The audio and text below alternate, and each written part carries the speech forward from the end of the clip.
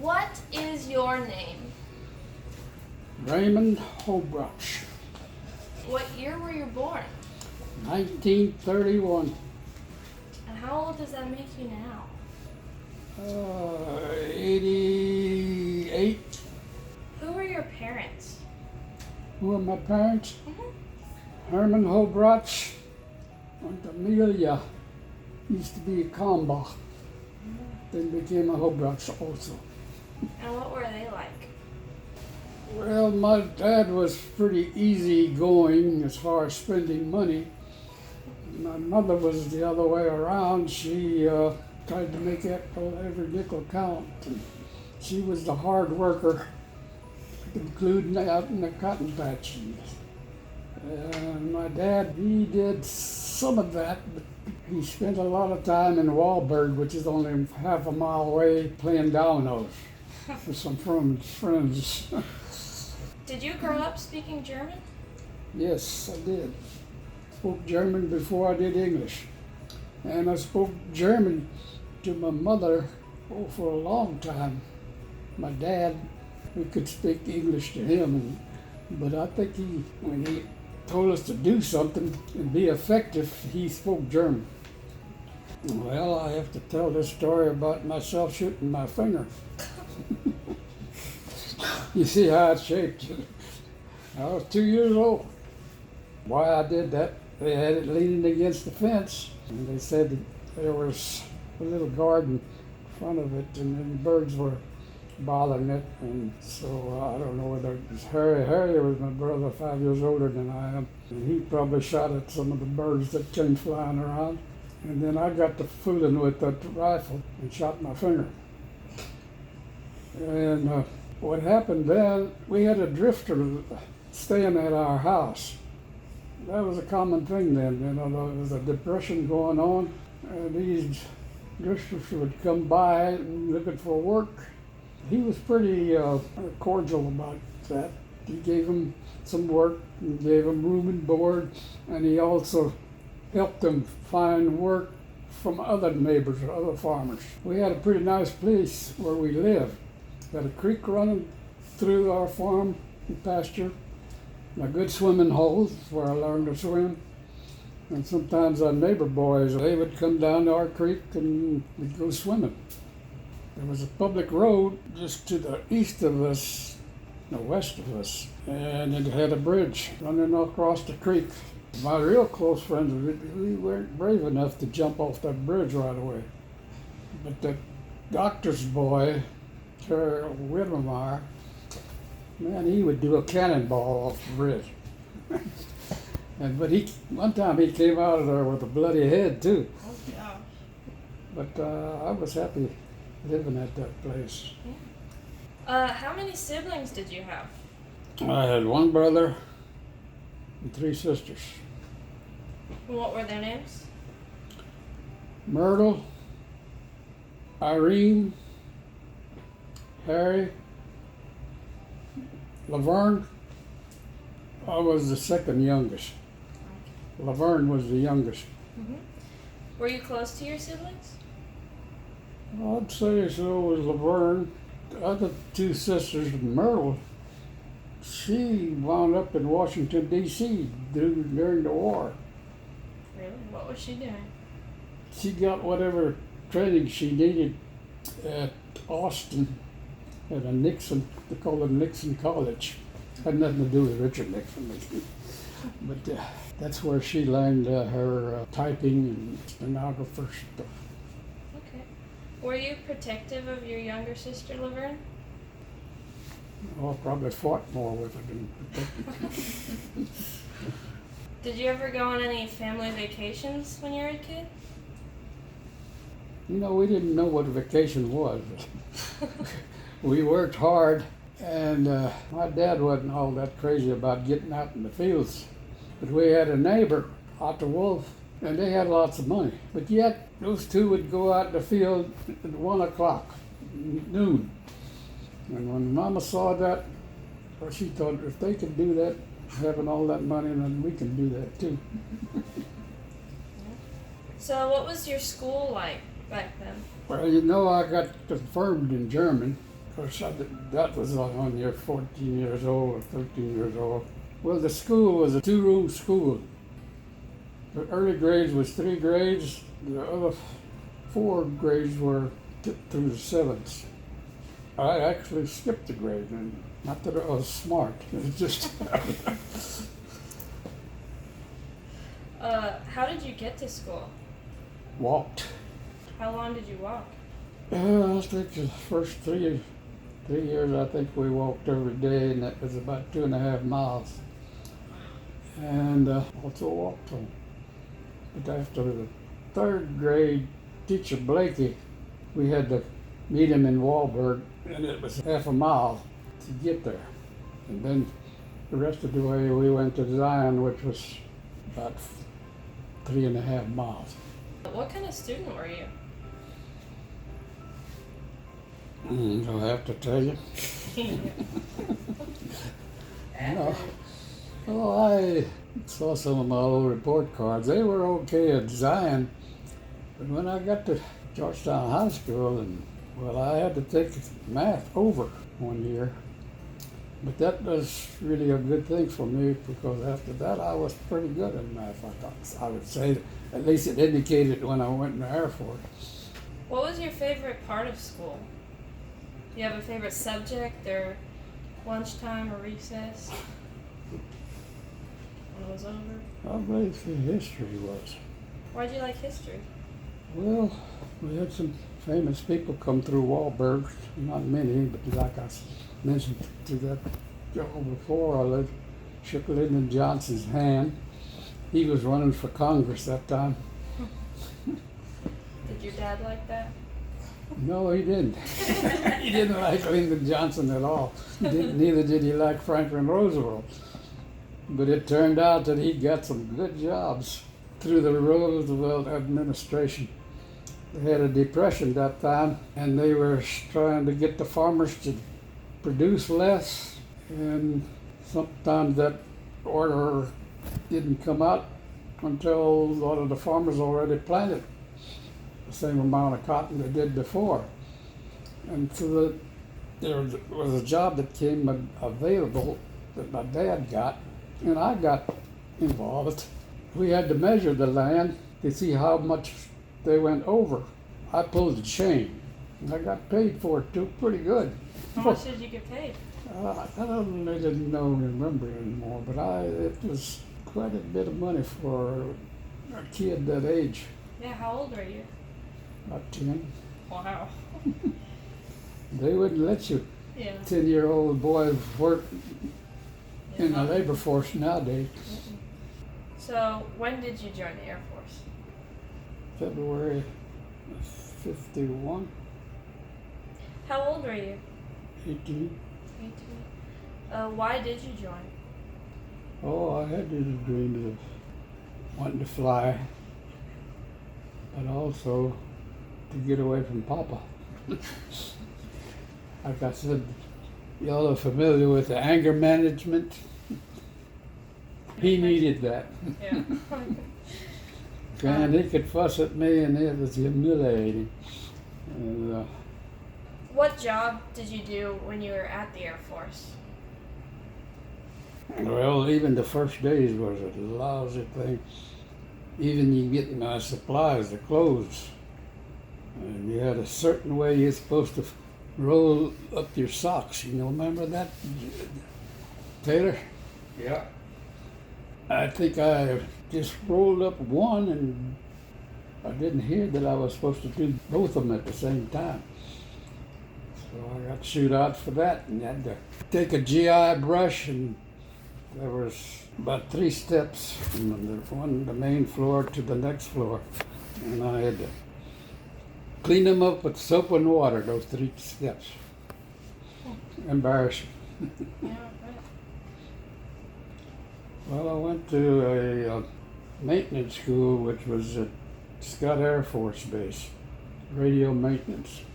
You take a bunch of tests right after you get out of the basic training, and I must have done fairly well in math, and that's why they put me in maintenance, and I didn't think that I had that kind of a job, because Well, I just got by and doing the work. How long were you in the Air Force? Because I was going to re-enlist, I got out about 4 months early. So it was about 3 years and, about 8 months? Did you travel to Germany while you were in the Air Force? Yes, What was that like? I liked it a lot. You liked it? I was hoping I'd get that duty. What'd you do? Well, radio maintenance. The squadrons, they did most of the pre-flighting, but if it didn't work, then they just sent it to our squadron, and then we fixed them. And always pre-flighted them, which meant called the tower, and if they said they read me okay, well, the unit was okay to fly. Did you do any fun stuff in Germany? Sightseeing? Oh yeah, I had, I was able to send all my money home from the military because Basil Garrett, he had a black market thing going, selling gasoline. He had a 29 Chevrolet convertible. He installed a 17-gallon spare tank, plus he had another 3 GI cans, which are 5 gallons each. And he'd go around selling it to the Germans. You could buy it for 50 cents a gallon on the base, sell it for about $1 a gallon in the German market. And I just carried on when I bought that same car. And that's how I was able to send all my military money home. All right. So after the Air Force, what kind of jobs did you have? I don't know why I did this, but there was about 5 of us boys that got out of the service about the same time. And 4 of them already made up their mind they was going to go to DeVry Institute, which is in Chicago, and take radio repair. And I think I did this mostly just to be around those guys because I already had that course and I didn't like it when I was in the Air Force, yet I went to Chicago to take it again. Who were the guys that you wanted to be with? Well, they was Wilfred Baumsch, Harley Schneider, Edwin Dommel. He became Laverne's husband. But it was foolish for me to go to Chicago when I didn't like radio maintenance, but I took it anyhow. But then to kind of stay in the field of electronics, but it was not really technical. It was like wiring control panels and power supplies. If something went wrong with it, it didn't require me to know.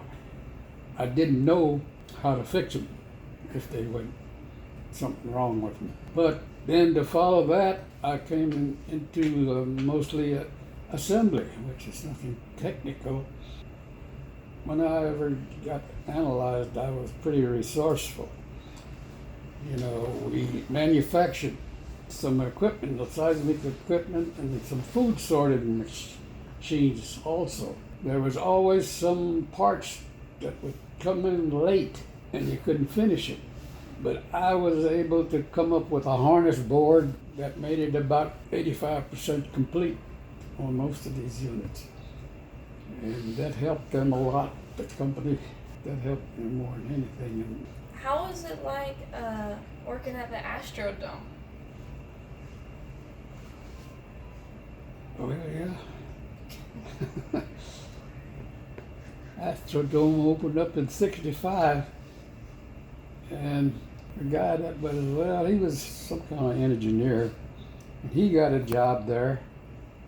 And I let him know that I'd like to get a job there, and that's how I got that.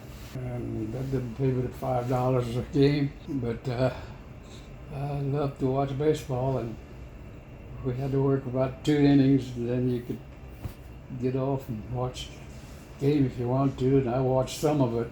That partly got me into that. What did you do at the Astrodome? The tickets at the gate. It's a good game. So what religion do you practice? I'm Missouri Synod Lutheran.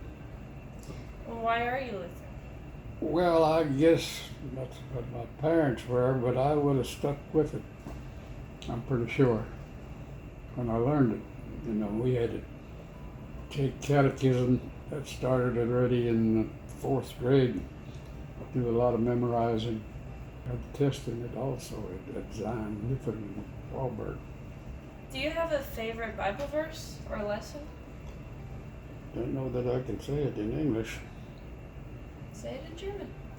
Fleisch ist willig, aber der Geist ist willig, aber der Fleisch ist schwach. The spirit is willing, but flesh is weak. When did you meet Viola? Laverne, my sister, worked at Austin, and Viola worked at Texas University in the dormitory, and they needed a way to Austin, so I took them. And after Viola got to her place, we did a little mooching. Just like that? You went to Just smooching? like that? That's kind of the way it got started. Wow. That's how me and Lydia met. Smooching? What was your first date like with her? I don't know, we just talked a little bit. She was a little shy too. Talked a little bit, smooched a lot. How did you propose? Well, I knew that her mother liked me. And she had hoped that I would propose to her, and so I did. What's one of your favorite memories of Grammy? Oh, we played a lot of dominoes with Marvin and Elsie, and it was usually 42.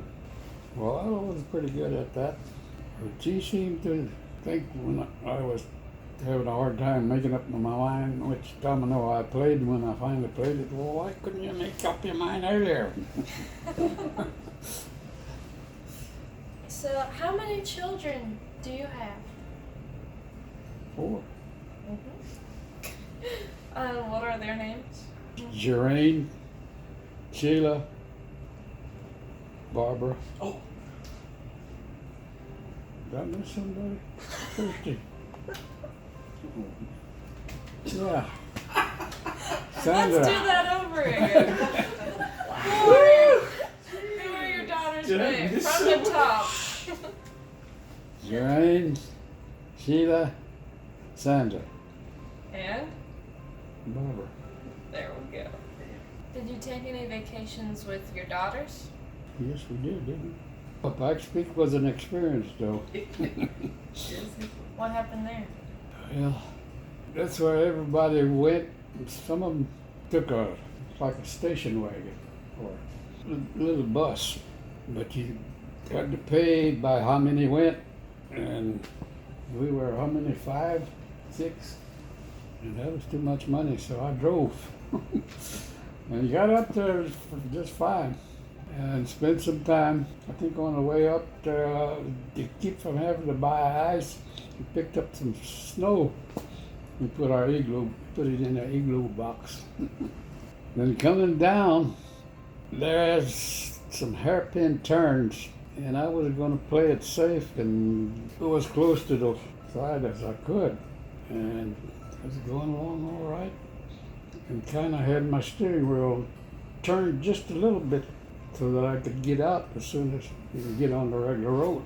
All at once, that rear wheel must have grabbed something firm, and it shot across the road, straight across. You remember that, Barbara? Oh, yeah. She wound up under the dash. I hit the brake so hard. I was sleeping and got thrown into the dashboard, yeah. No seatbelt on that. No, we didn't have any seatbelts, did we? Not in the middle of the front seat. But I went to the first stopping place, scenic place, and said another prayer to get down safely. We all did. Right. Have you noticed any of your own qualities in your daughters? My qualities? Yeah. Well, they're all smarter than I was. I'll let Joel comment on that if you got any. Good Christian women. Hmm? They're good Christian women. Yeah, they are. They all remain faithful. What was it like when you became a grandfather? You know, I probably wasn't a good grandfather to real young babies like Paula's dad. He had a way with the babies. Take them and carry them around and make funny faces. What was your favorite part about being a grandfather? If they wanted me to be with them or carry them, I was ready and willing. But it seemed like they were a little afraid of me because I wouldn't, make funny faces like Grandpa did. You used to live out in Hutto for quite a while. Why did you move out there? Well, that's where my in-laws lived, and they were getting a little old, and that's what Violet said, we went out there. What was it like out there? Oh, it was nice. I had a big tank dug there, and it didn't always fill up with water, so that was kind of a dud. And I blamed it on the toll road, but that didn't really stop that much. The toll road was worth a lot more to me, and well, because we got a lot of money for 42 acres. And why did you decide to move back to Houston? Well, I think it was mostly that y'all were here. Do you miss living in Hutto? Do I miss it? Not really. Okay. So how much money did you get paid at your very first job? 50 cents an hour plus a commission if I went over a certain amount. And over time I kind of balanced out, making $50 a week. What job was that? TV repair. And if I ever told any of y'all, my TV truck was an old hearse, Cadillac hearse, and painted with Scotch-Light red, and on the side it says TV ambulance. You gotta, I think we have a picture of that. yeah, I'll put that out when I die. How much was gas when you first started driving? 29 cents a gallon. How much was your first car? Well, the first car was, I had that Ford Fairlane. It was 2,900. 2,900? Mm-hmm. How much was your first house? Oh, the one on Bill Street, it was a little over $8,000. 8,000? Mm-hmm. The payments were $81 a month. Okay. Do you remember how much your wedding cost? No, I think I just had to buy the beer. August had to do the rest. How much was your daughter's college tuition? That's Sandra. Let's see. You know? I think about, let's see, 5,000 a year. 5,000 a year? Mm-hmm. Two semesters. No, it's private. She was the final. Yeah. Who's your favorite baseball player of all time? Stan Musial, Who did he play for? St. Louis. And when did he play? 50s and 60s. Yeah, he played then, probably a little earlier. He had the craziest stance when he got into batter's box. And he wiggled his butt around like you wouldn't believe. And I can't understand nobody ever copied him. But he was one of the best hitters. Who's your favorite team? The first one was Cardinals. And now? Astros. Yeah. Can you tell any jokes? Now tell any jokes? Mm-hmm. Well, have you ever heard of, he's a country and western singer, Mel Tilson? Mel Tillis? Probably so. Anyhow, he would sing a song beautifully, but he stuttered an awful lot. And then he took on another job of selling Bibles. And he went out with a case of Bibles, and it wasn't but about 2 hours later he come back, had it all sold. Picked up another case, and then it was about 3 or 4 hours later he had it all sold. The manager finally asked him, "How in the world can you sell so many Bibles in 4 or 5 hours?" "Well, I just asked him, do you want to buy a Bible, or you want me to just read it to you?"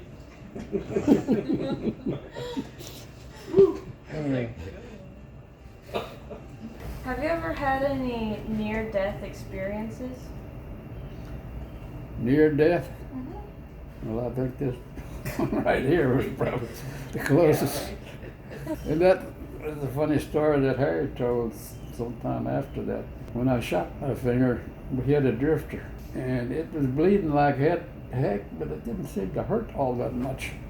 And they drove me to Dr. Whittemire up there in the Wahlberg. And the same day, Harry didn't know this, and my brother didn't know this, that I shot my finger, and he just came walking home from school. But I came to meet him, running to meet him, and I was shaking that bandaged fingers up in front of him and say, "He hat my finger geschossen, he hat my finger geschossen," which means I shot my finger, I shot my finger.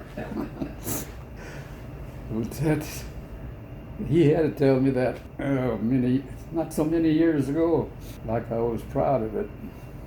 But they say Mama she was I don't know what the adjective would be.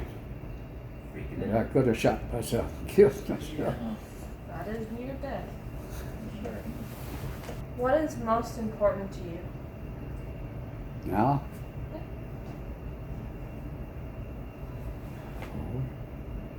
All y'all. Oh,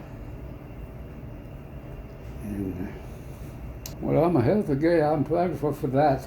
Yeah, I can't remember the last time I was sick. for sure.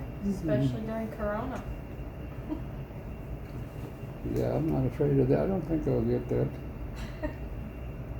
Because I didn't just hardly ever get sick.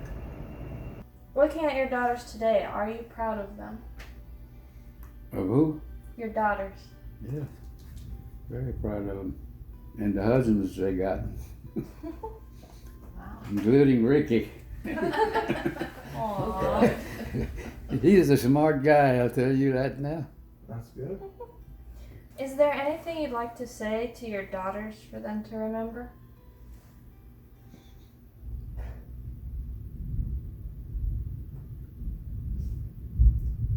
Well, have you been to any of Pastor White's funeral?